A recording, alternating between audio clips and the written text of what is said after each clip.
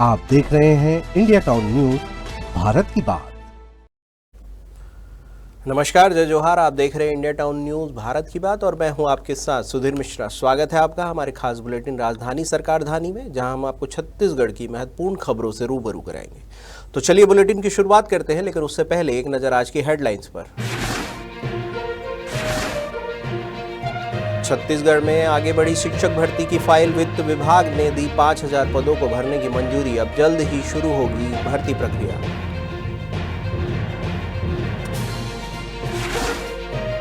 छत्तीसगढ़ में 7 आईपीएस अधिकारियों का तबादला। 4 जिलों में एसपी बदले गए। एसपी और आईपीएस अधिकारियों की नई तैनाती।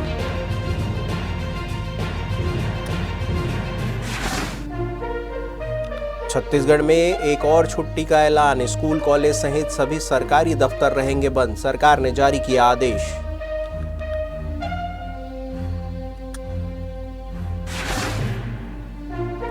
श्वेता ठाकुर को मिला women icon national award. Chhattisgarh की श्वेता ठाकुर राष्ट्रीय स्तर पर सम्मानित। सोशल वर्क के लिए मिला नेशनल अवार्ड।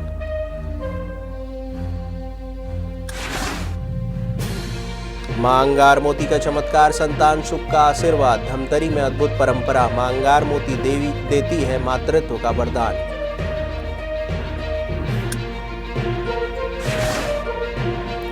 सिम्स में पकड़ा गया दलाल बाहरी इलाज के लिए बहला रहा था मरीजों को। सुरक्षा कर्मियों ने किया पुलिस के हवाले।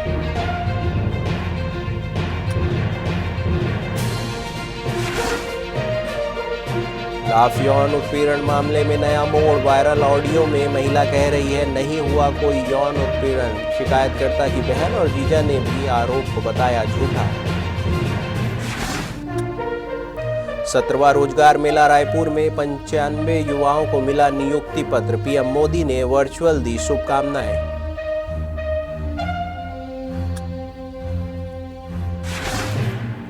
नक्सलवाद पर उप मुख्यमंत्री शर्मा का बड़ा बयान। कहा आत्मसमर्पित नक्सलियों का स्वागत, लेकिन नहीं रुकेंगे एंटी नक्सल ऑपरेशन।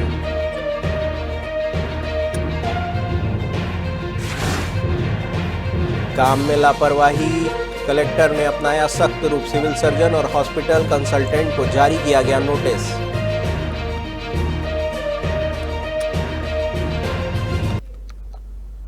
तो चलिए खबरों की शुरुआत करते हैं राजधानी से। मुख्यमंत्री विष्णुदेव साय के नेतृत्व में प्रदेश में शिक्षा व्यवस्था को सुदृढ़ करने की दिशा में एक और बड़ा कदम उठाया गया है। राज्य शासन ने वित्त विभाग ने आज 5000 शिक्षकों के पदों पर भर्ती की सहमति प्रदान कर दी है। यह निर्णय मुख्यमंत्री साय की उस घोषणा के अनुरूप है जिसमें उन्होंने प्रदेश के शैक्षणिक ढांचे को मजबूत बनाने और गुणवत्तापूर्ण शिक्षा सुनिश्चित करने की प्रतिबद्धता व्यक्त की थी। मुख्यमंत्री साय ने कहा है कि शिक्षा किसी भी राज्य की प्रगति की नींव होती है और छत्तीसगढ़ सरकार का उद्देश्य है कि हर बच्चे तक ज्ञान और अवसर दोनों पहुंचे। उन्होंने कहा कि यह भर्ती न केवल शिक्षण व्यवस्था को गति देगी, बल्कि युवाओं के लिए रोजगार के नए अवसर भी सृजित करेगी। मुख्यमंत्री साय ने वित्त विभाग द्वारा दी गई सहमति को नए छत्तीसगढ़ के निर्माण की दिशा में ऐतिहासिक कदम बताया है। 5000 पदों के लिए शिक्षा विभाग जल्द ही भर्ती प्रक्रिया प्रारंभ करेगा। इन पदों की पूर्ति से ग्रामीण एवं आदिवासी अंचलों में शिक्षकों की कमी काफी हद तक दूर होगी, जिससे शिक्षण की निरंतरता और गुणवत्ता में सुधार होगा।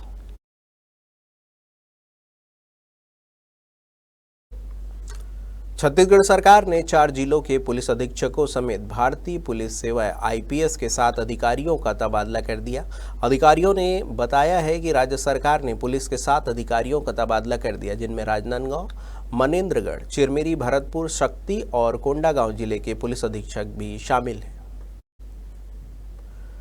उन्होंने बताया है कि राज्य शासन ने राजनांदगांव जिले के पुलिस अधीक्षक मोहित गर्ग का तबादला रायपुर स्थित पुलिस मुख्यालय में सहायक पुलिस महानिरीक्षक के पद पर और मनेन्द्रगढ़, चिरमिरी, भरतपुर जिले के पुलिस अधीक्षक चंद्रमोहन सिंह का तबादला अग्निशमन एवं आपातकालीन विभाग में ट्रेनिंग ऑपरेशन के निदेशक पद पर कर दिया। अधिकारियों ने बताया कि शक्ति जिले की पुलिस अधीक्षक अंकिता शर्मा को राजनांदगांव जिले की पुलिस अधीक्षक के पद पर और पुलिस मुख्यालय में सहायक पुलिस निरीक्षक रत्ना सिंह को मनेन्द्रगढ़, चिरमिरी, भरतपुर जिले में पुलिस अधीक्षक के पद पर नियुक्त किया गया है। इसके अलावा रायपुर के माना स्थित छत्तीसगढ़ सशस्त्र बल की 4थी वाहिनी के कमांडर प्रफुल्ल ठाकुर का तबादला शक्ति जिले के पुलिस अधीक्षक के पद पर किया गया है। 1 नवंबर 2025 को छत्तीसगढ़ राज्य अपने निर्माण के 25 वर्ष पूर्ण कर रहा है। राज्य सरकार इस वर्ष को रजत जयंती वर्ष के रूप में मना रही है। इसी बीच अब राज्य सरकार ने एक और बड़ा फैसला लिया है। राज्य सरकार ने 1 नवंबर को राज्य स्थापना दिवस पर प्रदेश के सभी स्कूल कॉलेजों में स्थानीय व सामान्य अवकाश घोषित कर दिया है। 1 नवंबर को शनिवार है, लिहाजा कार्यालयों में पहले से ही अवकाश है। सामान्य प्रशासन विभाग की ओर से जारी आदेश में साफ कहा गया है कि यह अवकाश बैंकों, कोषालयों और अन्य वित्तीय संस्थानों पर लागू नहीं होगा। छत्तीसगढ़ राज्योत्सव 2025 का आयोजन 1 नवंबर को होगा। आयोजन में पीएम नरेंद्र मोदी सहित केंद्रीय नेता शामिल होंगे। पीएम विजिट और राज्योत्सव की तैयारियों की समीक्षा करने सीएम विष्णुदेव साय राज्योत्सव स्थल पर पहुंचे। सीएम साय ने मौके पर अफसरों को जरूरी निर्देश दिए हैं और समय पर तैयारियां पूरी करने की हिदायत दी है। राज्योत्सव के दौरान प्रदेश के विकास कार्य की प्रदर्शनी लगाने, केंद्र सरकार से मिले अचीवमेंट अवार्ड की जानकारी विस्तार पूर्वक मेला स्थल में पहुंचे लोगों को बताने के निर्देश दिए हैं। अंतर्राष्ट्रीय स्तर पर 24 अक्टूबर को great sports culture club India द्वारा राष्ट्रीय खेल दिवस धूमधाम से मनाया गया। इस आयोजन को क्लब के संस्थापक एवं राष्ट्रीय प्रधान नवदीप सिंह ने हॉकी के जादूगर ध्यानचंद को समर्पित किया है।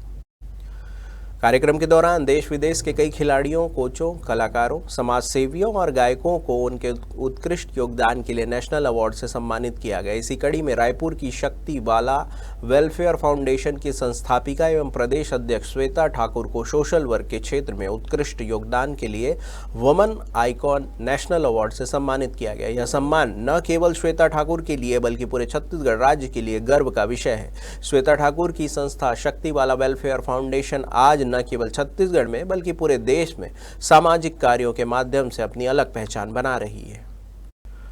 धमतरी की खबर है, जहां पर संतान सुख मानव जीवन का सबसे बड़ा सुख माना जाता है, लेकिन जब यही सुख न मिले तो लोग मंदिर मंदिर भटकते हैं। छत्तीसगढ़ के धमतरी में एक ऐसी ही मान्यता आज भी जीवित है, जहां मां अंगार मोती मंदिर में संतानहीन महिलाएं संतान की कामना लेकर पहुंचती है। फिर होता है एक ऐसा देवी प्रयोग जिसे देखने हजारों लोग उमड़ पड़ते हैं। दीपावली के बाद आने वाले पहले शुक्रवार को धमतरी के अंगार मोती मंदिर में भव्य मेला लगता है। यहाँ दूर दूर से महिलाएं मां अंगार मोती का आशीर्वाद लेने आती हैं। मान्यता ये है कि जब मां की शक्ति से सवार बैगा इन महिलाओं के ऊपर से गुजरते हैं तो निसंतान स्त्रियों को संतान प्राप्ति होती है। ढोल नगाड़ों की गूंज, आस्था की लहर और विश्वास से भरे चेहरे, हर महिला के मन में बस एक ही उम्मीद होती है, मां कहलाने की। आधुनिक तकनीक के ये दौर में भी ये परंपरा आज भी लोगों की आस्था का केंद्र बनी हुई है। दरअसल मान्यता है कि जिस महिला के ऊपर से मां अंगार मोती के बैगा गुजरते हैं उन्हें संतान की प्राप्ति का वरदान मिलता है। कहा जाता है कि कई महिलाओं की सूनी गोद इसी आशीर्वाद से हरी हुई है। इस परंपरा की शुरुआत कब और कैसे हुई कोई नहीं जानता, लेकिन हर साल दीपावली के बाद शुक्रवार को मां अंगार मोती की इस अद्भुत साधना का साक्षी बनता है। हर व्यक्ति में हर्ष और उल्लास देखा गया है और देखते आ रहे हैं हम लोग कि सभी लोग जो है जो अपने मन्नत लेकर के आते हैं, उनकी मन्नत जो है पूरी होती जा रही है। और सभी लोग जो है मन्नत पूरी होने के पश्चात श्रद्धा जो है लोगों की और बढ़ती जा रही है।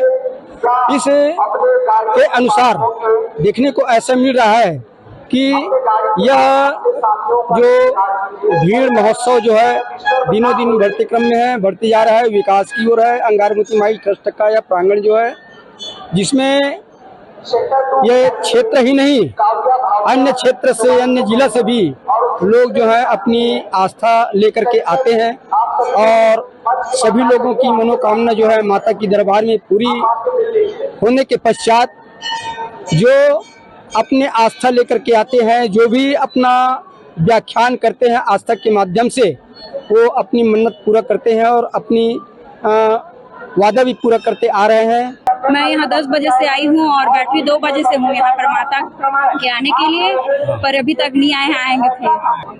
यहाँ सभी लोग तो कुछ कुछ इच्छा पूर्ति के लिए आते हैं। सबका अलग अलग मांग रहता है, संतान प्राप्ति के लिए है और कुछ मतलब शारीरिक परेशानी है उसके लिए। आप कितने समय से यहाँ पर बैठे हैं? मैं बहुत देर से बैठी हूँ, 12 बजे। किनका इंतजार कर रहे हैं? वो अभी मढ़ाई वाले आएंगे ना, बैगा जो रहते हैं मेन, वो 52 गाँव के देवी देवता, वो आएंगे उसके लिए। हम लोग 1 बजे घर से निकले, 1:30 बजे करीब यहाँ पहुँच गए थे। क्या मान्यता लेकर आप आए हैं? बाल बच्चे के लिए। कितने सालों से आ रहे, पहली बार है कि पहली बार है। यहाँ मतलब पता चला था कि यहाँ कुछ मन्नत मांगने से पूरा आता है, तो हम बच्चे का वरदान मांग रहे हैं। कितने साल हो गए आपकी शादी को? 3 साल हो रहा है जी। क्या सुने थे गारमती के बारे में? जी मतलब हर मनोकामना पूरा होता है, तो ये सुनकर हम लोग आए हैं विश्वास लेकर, मनोकामना पूरा हो जाए बस ये चाहते हैं। आप तो बस्तर से आए हैं, वहाँ गारमती भी है, वहाँ दंतेश्वरी भी है, तो जी कितनी बड़ी सभा? नहीं वहाँ भी है, वहाँ भी होता है, पर बाहर एक बार विश्वास और एक बार करके देखते हैं। वक्त हो चुका है एक छोटे से ब्रेक का। बने रहिए इंडिया टाउन न्यूज के साथ। कभी कभी चेहरे का छुपा दर्द दुनिया नहीं देख पाती है। दाग, मुहासे, झाइयाँ सब आपके आत्मविश्वास को कम कर देता है, पर अब नहीं, क्योंकि Rukhsana glow and fair face pack जो दे आपकी स्किन को वो प्यार जो सिर्फ प्रकृति दे सकती है। हर लेयर को साफ करे, हर दाग को करे हल्का और आपकी मुस्कान फिर से लौटाए, because you deserve to glow naturally. Rukhsana herbal beauty product Amazon, Meesho और फ्लिपकार्ट में भी उपलब्ध। ब्रेक के बाद आपका स्वागत है। बिलासपुर की खबर है, जहां पर छत्तीसगढ़ आयुर्विज्ञान संस्थान सिम्स में भर्ती मरीज और उनके परिजनों को बहला फुसलाकर अन्य निजी अस्पतालों में उपचार के लिए ले जाने वाले दलाल सक्रिय हैं। इसी कड़ी में सिम्स के सुरक्षा कर्मियों ने मरीज और उसके परिजन से बात करते हुए एक संदिग्ध शख्स को पकड़कर पुलिस के हवाले कर दिया। दरअसल पिछले कुछ समय से यह शिकायतें प्राप्त हो रही थी कि कुछ निजी अस्पतालों से जुड़े दलाल संस्थान परिसर में आकर मरीजों को बहला फुसलाकर अन्य निजी अस्पतालों में उपचार के लिए ले जाने का प्रयास कर रहे हैं। ऐसे में दलाल मरीजों को यह कहकर भ्रमित करते हैं कि यहाँ डॉक्टर नहीं है, यहाँ इलाज का खर्चा अधिक है, जबकि बाहर सस्ता इलाज मिल जाएगा। इसी कड़ी में सिम्स के टाइज वार्ड में अभिषेक निर्मलकर नाम के शख्स को गिरफ्तार किया गया है, जो संदिग्ध रूप से मरीजों और उनके परिजनों से बातचीत करते हुए पाया गया। सुरक्षा कर्मियों को उसके व्यवहार पर संदेह हुआ, जिसके बाद सूचना सुरक्षा सुपरवाइजर लघु शर्मा को दी गई। सुरक्षा टीम द्वारा मौके पर पहुंचकर उस व्यक्ति से पूछताछ की गई और उसकी गतिविधियों की पुष्टि होने पर उसे आगे की कार्रवाई के लिए सिम्स चौकी के माध्यम से सिटी कोतवाली पुलिस के हवाले कर दिया। छत्तीसगढ़ के वरिष्ठ आईपीएस रतनलाल डांगी पर यौन उत्पीड़न के आरोप मामले में अब नया मोड़ आ गया है। सोशल मीडिया पर आरोप लगाने वाली महिला का ऑडियो वायरल हो रहा है, जिसमें वह कोई यौन उत्पीड़न नहीं होने की बात कह रही है। शिकायतकर्ता महिला की बहन और जीजा ने भी इस आरोप को झूठा बताते हुए खुद को भुक्तभोगी बताया है। वहीं आईपीएस डांगी ने इस पूरे विवाद को एक बड़ी साजिश करार देते हुए कहा है कि उनकी साफ सुथरी छवि को उच्च पदों पर संभावित नियुक्तियों के समय निशाना बनाया जा रहा है। आपको बता दें कि आईपीएस रतनलाल डांगी के खिलाफ सब इंस्पेक्टर की पत्नी द्वारा लगाए गए यौन उत्पीड़न के आरोपों की जांच शुरू हो गई है। 2001 बैच के आईपीएस डॉक्टर आनंद छाबड़ा के अलावा आईपीएस मिलना कुर्रे को जांच की जिम्मेदारी सौंपी गई है। जांच रिपोर्ट मिलने के बाद विभाग आगे की कार्रवाई करेगा। इस मामले में सीएम विष्णुदेव साय ने कहा है कि चाहे कोई भी अधिकारी हो, अगर आरोप लगे हैं तो उस पर जांच होगी और अगर जांच में आरोप सही पाए जाते हैं तो निश्चित ही कार्रवाई होगी। प्रधानमंत्री नरेंद्र मोदी के नेतृत्व में चल रहे रोजगार सृजन अभियान के तहत आज देश भर में 40 स्थानों में एक साथ 17वें रोजगार मेला का आयोजन किया गया। राजधानी रायपुर में आयोजित कार्यक्रम में 95 चयनित युवाओं को केंद्रीय राज्य मंत्री तोखन साहू के नियुक्ति पत्र दिए गए। यह कार्यक्रम अखिल भारतीय आयुर्विज्ञान संस्थान यानी कि एम्स रायपुर के सभागार में आयोजित किया गया, जिसकी मेजबानी छत्तीसगढ़ डाक मंडल ने की। प्रधानमंत्री नरेंद्र मोदी ने वर्चुअल माध्यम से देश भर के चयनित युवाओं को संबोधित करते हुए कहा है कि यह रोजगार मेला देश के युवाओं को आत्मनिर्भर भारत के निर्माण में नई ऊर्जा प्रदान कर रहा है। केंद्र सरकार के निरंतर प्रयासों से अब तक 11 लाख से अधिक युवाओं को नियुक्ति पत्र प्रदान किए जा चुके हैं। आपको बता दें कि कार्यक्रम के दौरान चयनित युवाओं के चेहरे पर उत्साह और गर्व झलक रहा था। उन्होंने प्रधानमंत्री नरेंद्र मोदी एवं केंद्रीय सरकार के प्रति आभार व्यक्त किया और इस पहल को अपने सपनों को साकार करने वाला पल बताया। बस्तर संभाग प्रवास के दौरान उप मुख्यमंत्री विजय शर्मा ने नक्सलवाद को लेकर बड़ा बयान दिया है। उन्होंने कहा है कि आत्मसमर्पित नक्सलियों का सरकार लाल कालीन पर मुख्यधारा में स्वागत कर रही है, लेकिन जो नक्सली नहीं आएंगे उनके खिलाफ आर्म फोर्सेस कार्रवाई करेगी। उप मुख्यमंत्री विजय शर्मा ने कहा है कि 1 मिनट में के लिए भी किसी को भी विश्राम करने का समय नहीं है। नक्सलियों के खिलाफ फिर से ऑपरेशन लॉन्च किए जाएंगे। जवानों के भुजाओं की ताकत के आधार पर ही निर्णय हो रहा है। बता दें कि उप मुख्यमंत्री शर्मा बीजापुर और सुकमा के दौरे पर पहुंचे थे, जहां उन्होंने आत्मसमर्पण करने वाले माओवादियों से मुलाकात के साथ ही शासन द्वारा किए जा रहे पुनर्वास करने वाले माओवादियों के लिए रोजगारोन्मुखी कार्यों को भी देखा। मुंगेली की खबर है, जहां पर काम में लापरवाही बरतने पर मुंगेली कलेक्टर ने जिला अस्पताल के सिविल सर्जन और हॉस्पिटल कंसल्टेंट को नोटिस जारी करने के निर्देश दिए हैं। कलेक्टर कुंदन कुमार ने कलेक्ट्रेट स्थित मनियारी सभा कक्ष में अधिकारियों की बैठक लेकर जिला चिकित्सालय के मरीज के इलाज, अस्पताल की व्यवस्थाओं और चिकित्सीय सेवाओं की स्थिति की जानकारी ली और बेहतर चिकित्सा सुविधा करने के निर्देश दिए।